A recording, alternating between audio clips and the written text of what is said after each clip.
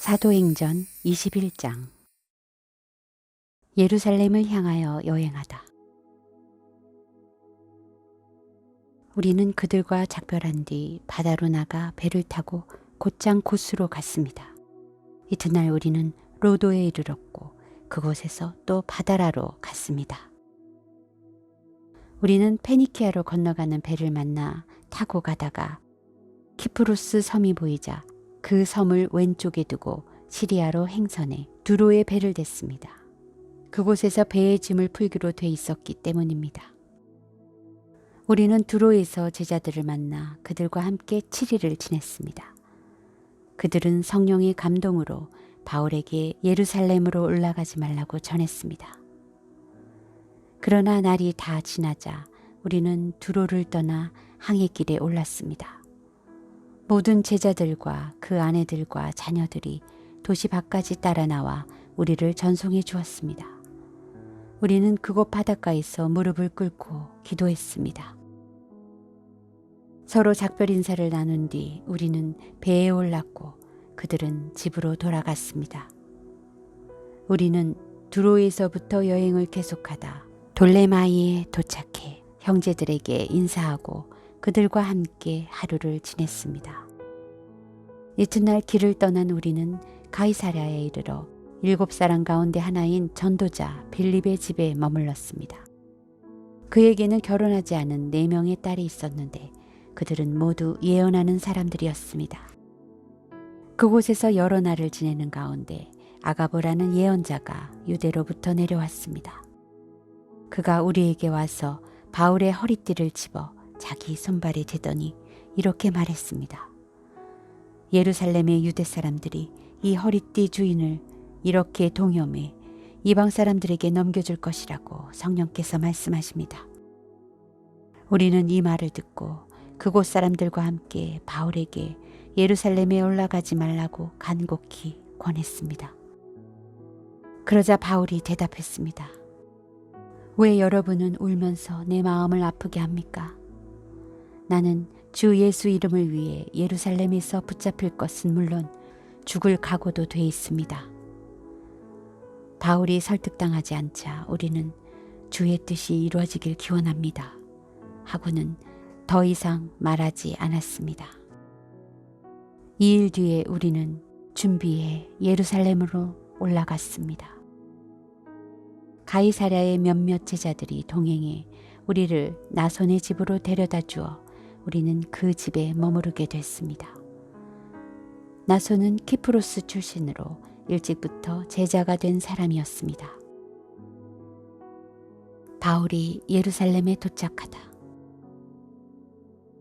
우리가 예루살렘에 도착하자 형제들이 따뜻하게 맞아주었습니다. 이튿날 바울은 우리와 함께 야고보를 만나러 갔습니다. 모든 장로들도 거기 와 있었습니다. 바울은 그들에게 문안하고 하나님께서 그의 사역을 통해 이방 사람들 가운데서 행하신 일들을 자세히 보고했습니다. 그들은 이 말을 듣고 하나님을 찬양했습니다. 그러고는 바울에게 말했습니다. 형제여, 알다시피 수만 명의 유대 사람들이 믿게 됐는데 그들은 모두 율법 지키는 일에 열심을 가진 사람들입니다. 그들은 당신이 이방 사람들 가운데 살고 있는 모든 유대 사람들을 가르쳐 모세를 저버리고 자녀들에게 할례하거나 유대 관습대로 살지 말라고 하는 줄 아는데 그러니 어떻게 하는 게 좋겠습니까? 당신이 왔다는 소문을 분명 듣게 될 테니 우리가 일러주는 대로 하십시오. 우리 가운데 서원한 사람이 4명이 있습니다. 이 사람들을 데려가서 그 정결 의식에 당신도 함께 참여하고 그들이 머리 깎는 비용을 대십시오. 그러면 당신에 대한 그런 소문이 사실이 아니며 당신 자신도 율법에 순종하며 살고 있음을 모든 사람이 알게 될 것입니다. 이방의 신자들에 대해서는 우리가 이미 그들에게 우상에 바쳐진 음식과 피와 목매어 죽인 짐승의 고기와 음행을 피하면 된다고 우리가 결정한 것을 편지로 썼습니다. 이튿날 바울은 그 사람들을 데리고 가서 그들과 함께 자기 몸을 정결하게 한 후 성전에 올라가 정결의식이 끝나는 날짜와 각 사람이 예물 바치는 날짜를 신고했습니다. 바울이 체포되다. 7일 동안 정결기간이 거의 끝나갈 무렵 아시아 지방에서 온 몇몇 유대 사람들이 성전에서 바울을 보고 모든 사람을 선동해 그를 붙잡고 소리 질렀습니다. 이스라엘 동포 여러분, 우리를 도와주십시오. 이 사람은 가는 곳마다 모든 사람에게 우리 민족과 율법과 이곳 성전을 반대하며 가르칩니다. 게다가 성전에 그리스 사람들을 데려와 이 거룩한 곳을 더럽히고 있습니다. 그들은 전에 에베소 사람 드로비모가 바울과 함께 예루살렘에 있었던 것을 보고 바울이 그를 성전 안으로 데려갔을 것이라고 짐작했습니다. 그러자 온 도시가 소란해지더니 사람들이 몰려와 바울을 붙잡아 성전에서 끌어내었고 성전 문은 곧 닫혔습니다. 그들이 바울을 죽이려고 하자 예루살렘 도시 전체에 난동이 일어났다는 소식이 로마 군대의 천부장에게 알려졌습니다.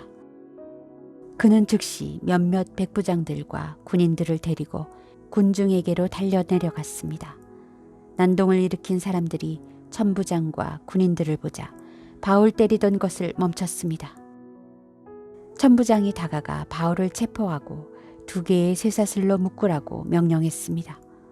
그리고 나서 그가 누구며 또 무슨 일을 했는지 물었습니다. 군중이 제각각 다른 소리를 질렀습니다. 그래서 천부장은 소란만 일 뿐 진상을 알 수 없는 까닭에 바울을 병영 안으로 끌고 가라고 명령했습니다.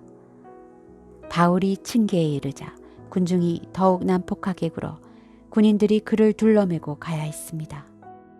따라가는 군중은 계속 그를 없애버려라 하고 소리질렀습니다. 바울이 백성에게 말하다. 군인들이 바울을 병영 안으로 데리고 가려는데 바울이 천부장에게 제가 한 말씀 드려도 되겠습니까? 하고 물었습니다.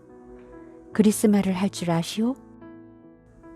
그렇다면 당신은 얼마 전에 폭동을 일으켜 4,000명의 자객을 이끌고 광야로 나간 이집트 사람이 아니오? 바울이 대답했습니다. 나는 길리기아 지방의 다소에서 태어난 유대 사람으로 그 유명한 도시의 시민입니다. 제가 저들에게 한마디 전할 수 있도록 허락해 주십시오. 천부장의 허락을 받고 바울은 층계 위에 서서 군중들에게 손을 흔들어 조용하게 했습니다. 잠잠해지자 바울이 히브리 말로 연설을 했습니다.